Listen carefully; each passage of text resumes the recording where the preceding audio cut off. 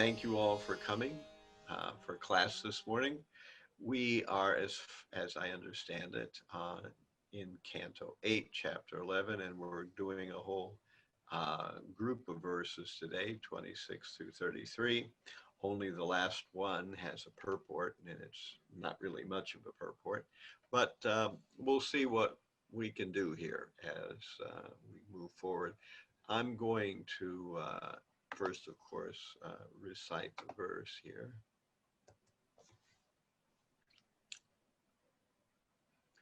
Tatasturashad ishubada panjarad.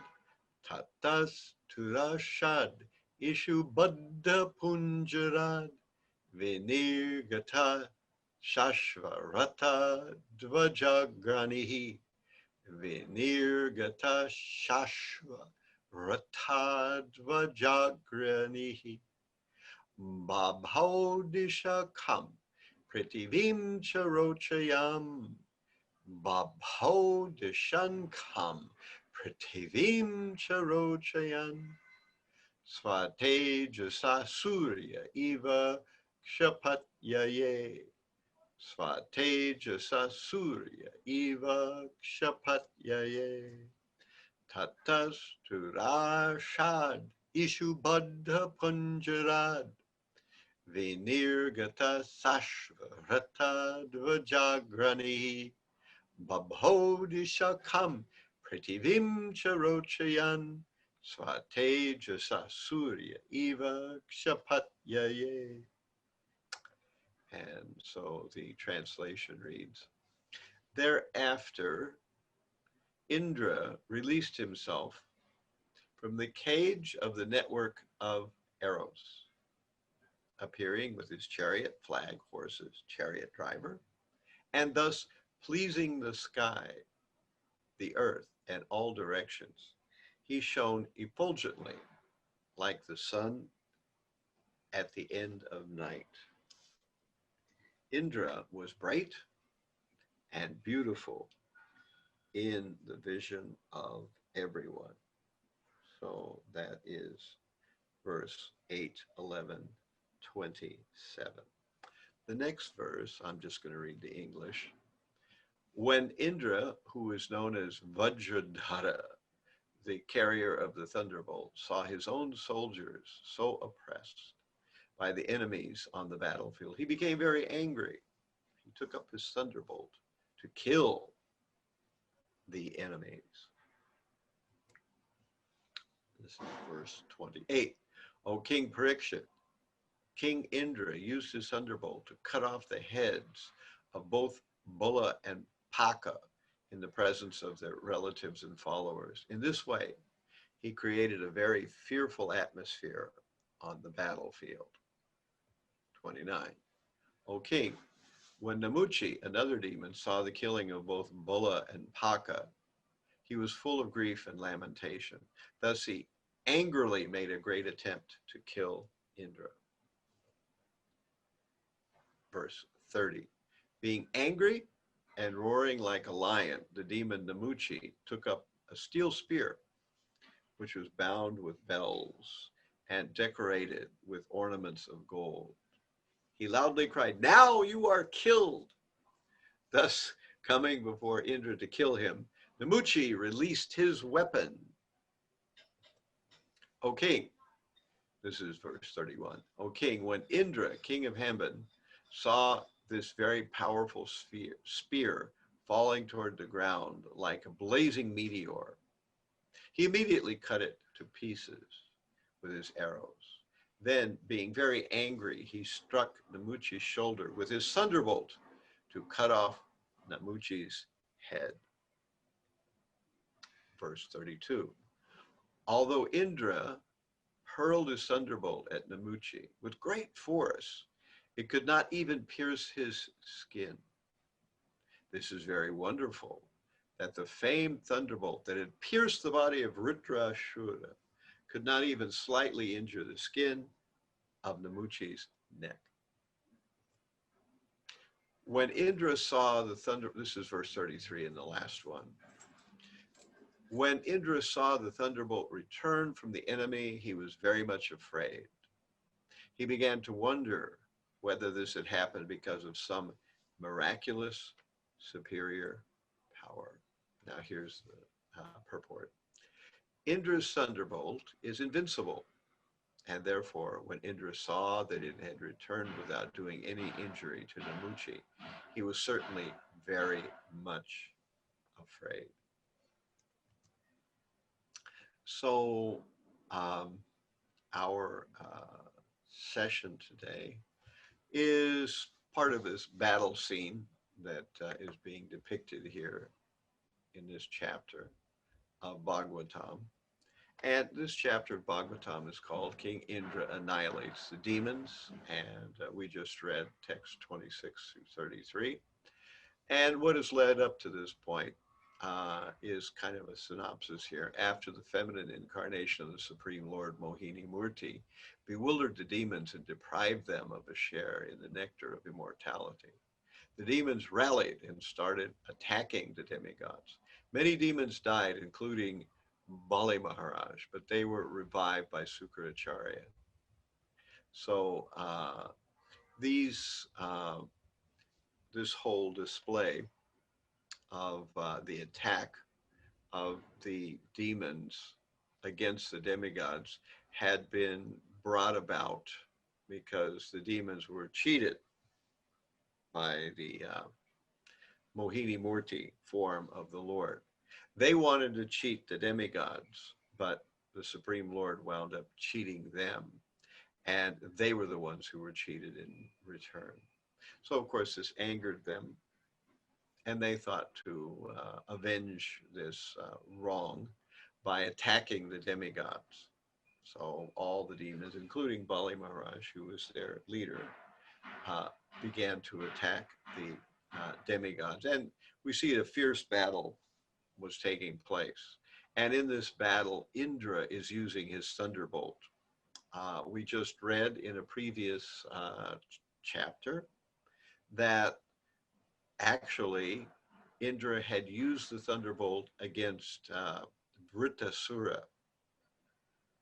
And this thunderbolt had been created just for the purpose of defeating Vritrasura.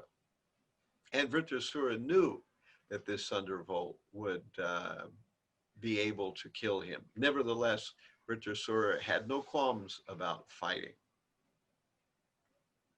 The thunderbolt weapon of Indra, which is famous because it appears in so many stories with Indra. It's one of his main accessories. He's always there with his thunderbolt. It was made from the bones of Dadichi, and therefore it had amazing power.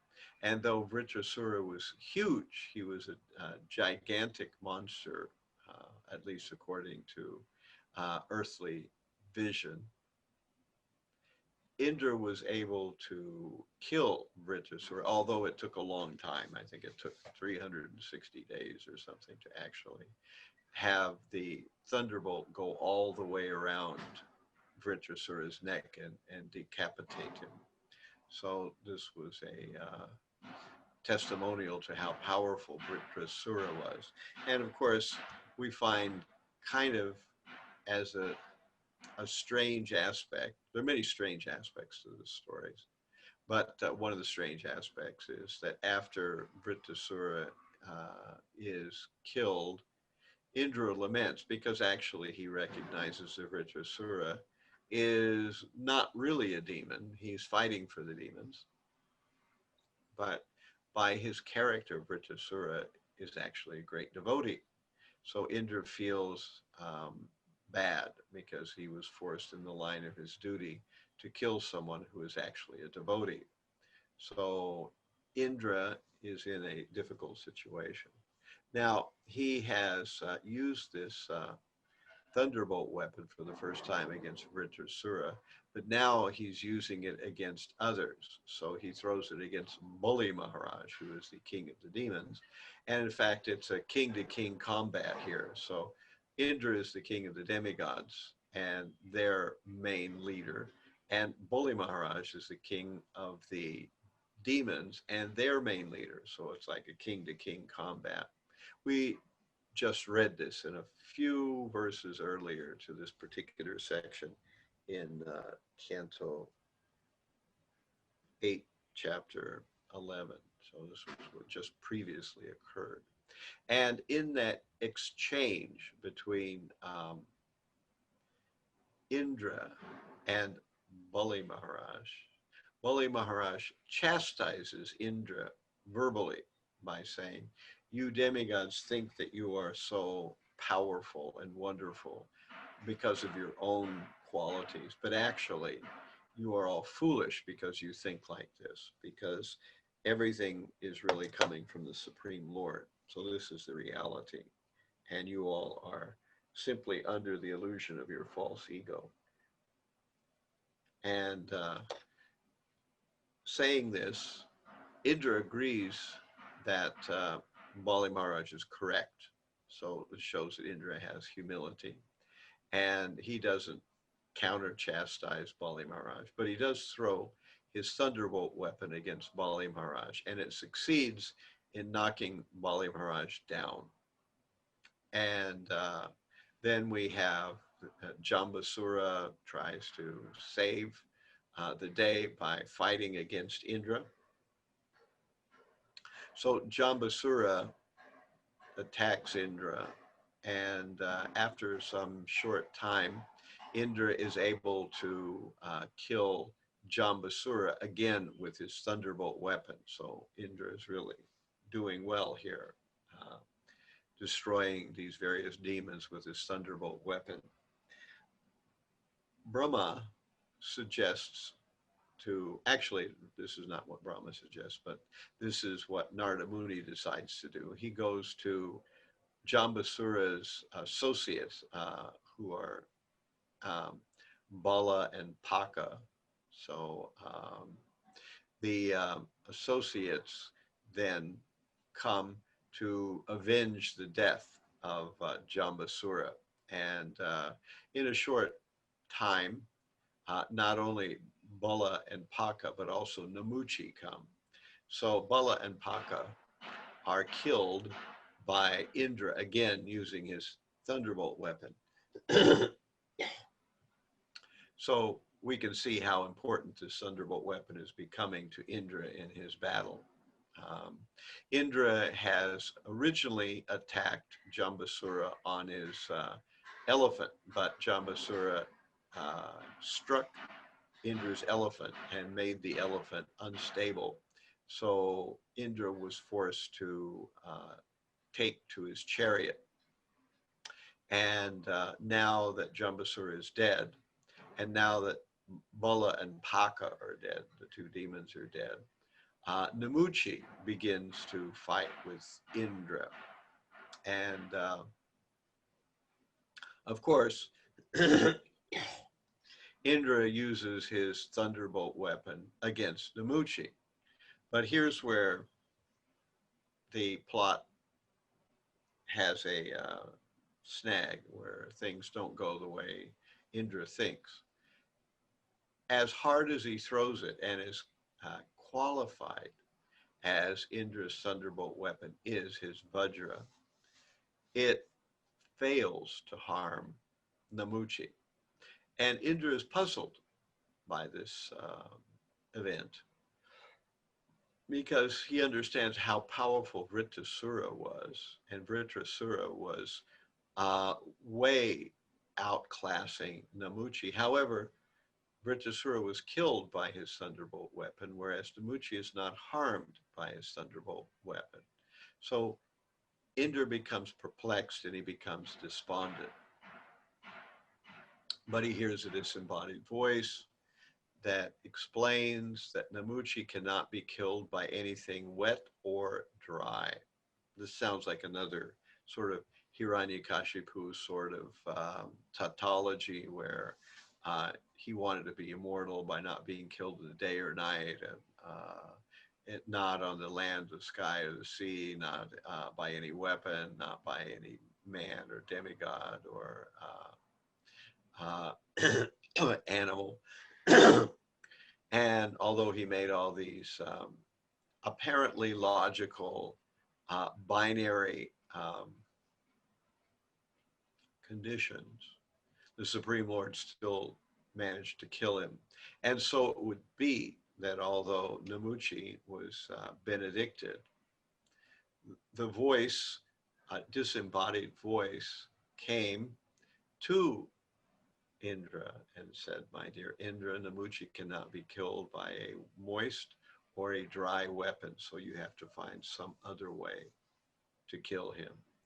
And Indra thought for a while, and he thought of foam, because foam is kind of wet and dry at the same time. It sort of straddles the category.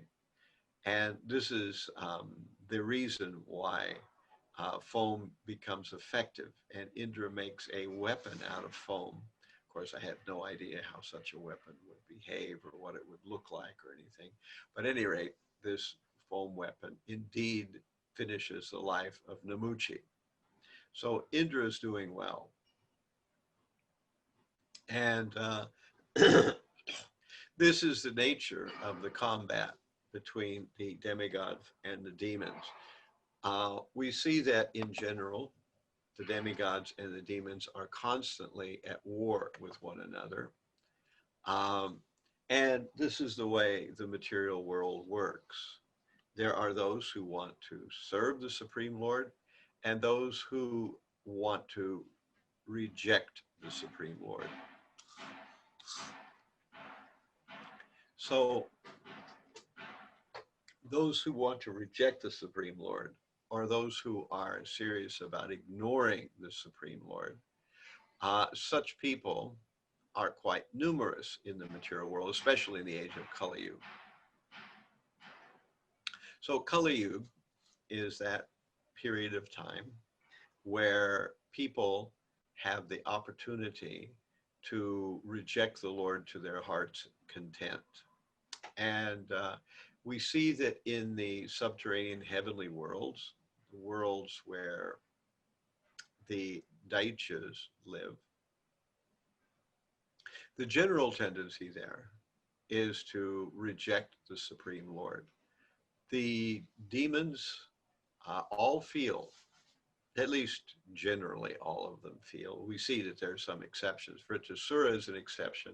And for that matter, so is Bali Maharaj, their leader. He's also an exception, where instead of hating the Supreme Lord, like most of the demons do, Bali Maharaj and Vritrasura were very appreciative of the Supreme Lord. In fact, they were devotees. Yet somehow or other, their karma or their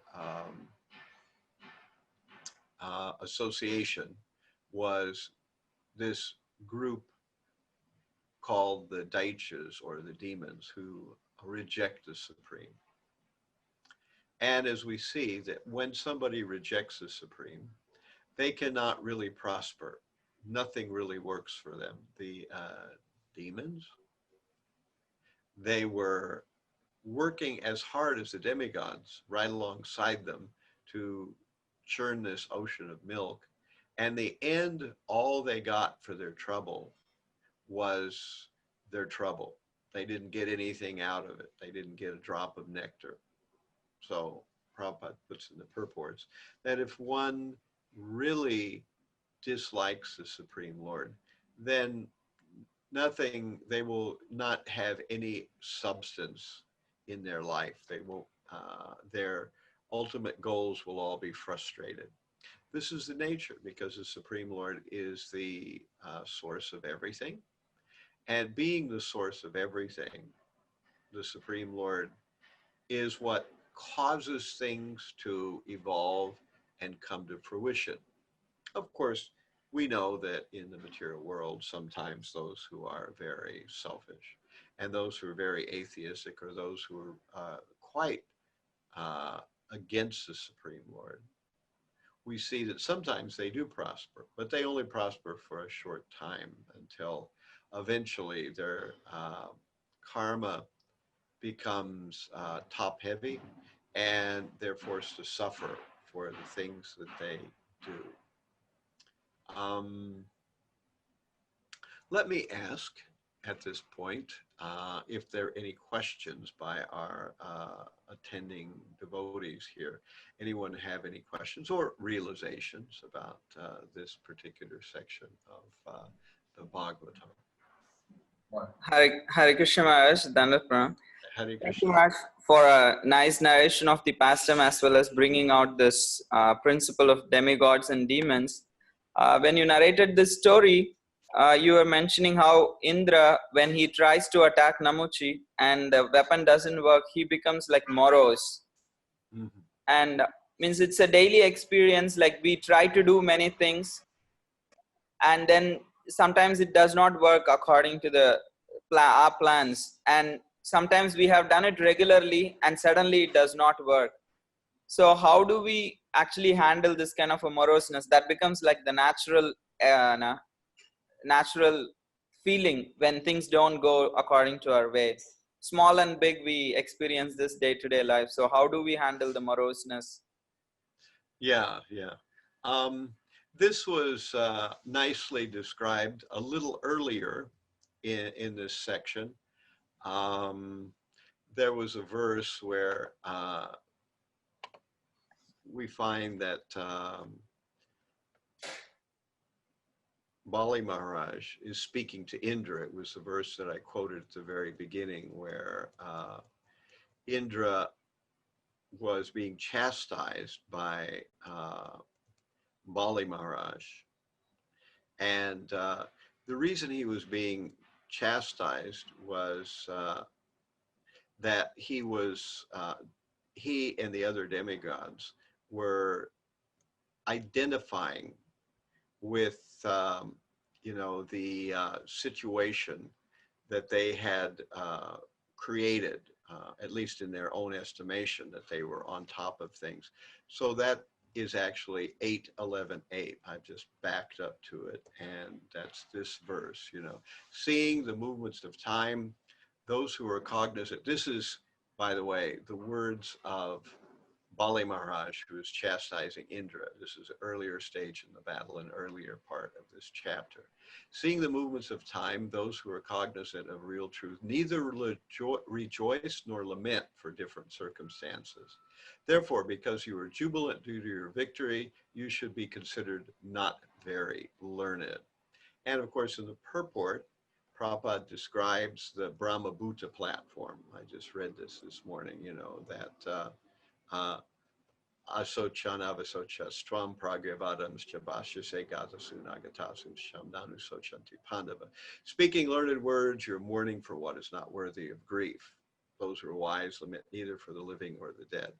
Now, what this practically means is that we find ourselves usually attached to success or failure, which is what Krishna cautions Arjuna against in the preface to the battle by speaking Bhagavad Gita. He tries to advise Arjuna not to be attached to success or failure, happiness or distress, victory or defeat, that this is actually the right attitude.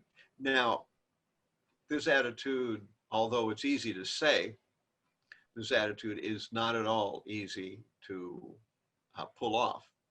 So, first of all, we should recognize that as we identify joyfully with our successes to that same quantity, to that same extent, later when they're inevitable reverses, we will identify with them in a negative way. So therefore, Pandita Samadarshana, the Pandit should be equal-minded, in success and failure, happiness and distress. This is the attitude we should strive for. And this is what's being described here in the 8th verse of this 11th chapter, the same basic concept. It's not an easy attitude, but it is the attitude we should be striving for. And we should know that if we succeed in something, It was the mercy of the Supreme Lord and the benediction of our own spiritual master who allowed it to take place. And if we fail at something, we should think that this was because of my own egotism. This was because of my own lack of Krishna consciousness. So this is actually the correct way to think. But we actually find that in real life, people think exactly the opposite. When we make some success, we think, oh, it was because of my prowess, my intelligence, my strength, my wisdom. That's why I was successful. And when we meet with some reverse, we think, oh, the gods must be crazy. Something went wrong. Somebody got in my way. We immediately shift the blame to somebody else, when actually we should do exactly the opposite. So when there's blame, we should take it, even if it may not really be our own doing. And if there is some credit, we should give that credit to the Supreme Lord. And this helps us, like, the breathing exercises that yogis do. When a yogi breathes in, normally the chest expands. When you breathe in, the air comes in, so the chest expands. But the, you know, Dhyan yogi, he contracts his chest when he breathes in, which is the opposite of what's natural. And then when he breathes out, normally the chest contracts, and the yogi then expands his chest instead of it contracting. So in this way, instead of seeing his lungs move open and forward, open and close, open and close, he comes to the point where it appears he's not breathing at all. And eventually this leads to his ability to go into trance where even he doesn't need to breathe. So this is a similar kind of thing. So we are trying to come to the even stage, because we see in the modes of nature, there are three modes: the mode of ignorance, the mode of passion, the mode of goodness. The mode of ignorance is like flat, but it's at the bottom. The mode of passion is like a sine wave. Things are going up and down like a big wave. And the mode of goodness is also flat, but it's at a high level. So the mode of goodness is flat at a high level.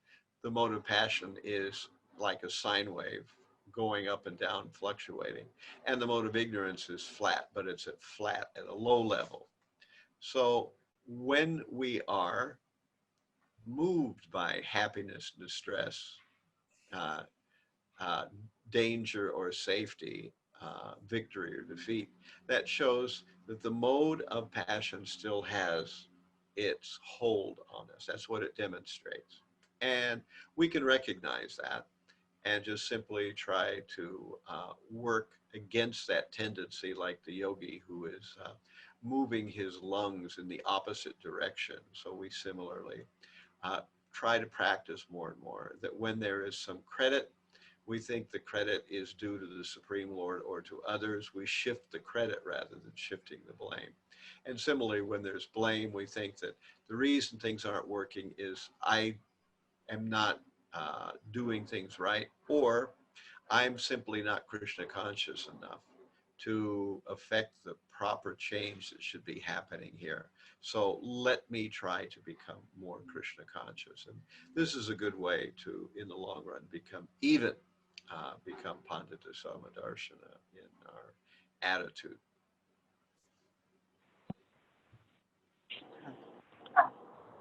Hare Krishna Maharaj. Jai, it's Gail. Hare Krishna, how are you? Thank you, Maharaj. Yeah, I had a question, but now I need a follow-up to that answer. You said that, and I've heard this often, that, when reverses happen, we should basically blame ourselves. When good things happen, we should, attribute it to Krishna's mercy. So, my question is about the inconsistency. Why not, if we're going to blame the good stuff on Krishna, why not blame the bad stuff on him too? Well, in one sense you can. However, Krishna is just reciprocating with our desires. basically. And so if things are not going well, either Krishna is testing us or he's reciprocating with our lack of enthusiasm or lack of desire. So in one sense, we could blame Krishna because Krishna is ultimately the source of all effects. Everything is affected by Krishna. But we should know that if you zoom back just one notch from that point of view, that Krishna is reciprocating with our desire or lack thereof. So that's why we can see things either come or not. And of course, sometimes Krishna wants us to do something and we want to do it, and still Krishna blocks us from being able to accomplish it. And this is to ramp up our determination. And so this is why sometimes, of course, sometimes in the course of performing our service, we run across a situation where we really do need to take another look at it and try a different approach. It's not like we should just butt our heads senselessly against the same wall over and over again. In some cases, it is the appropriate thing to do to reassess the situation, conceivably try a different strategy. So that's there too. It's spiritual life requires a lot of levels. It requires determination, it requires persistence, and sometimes it requires intelligence to know when maybe we're wasting our time and we need to try something different. Okay, so you said that, I think you mentioned 3 reasons why he might not give us what we want. One is he might be trying to ramp up our determination. Another is that we might need to try something else. But I feel like there was a 3rd reason. Yeah. I'm not.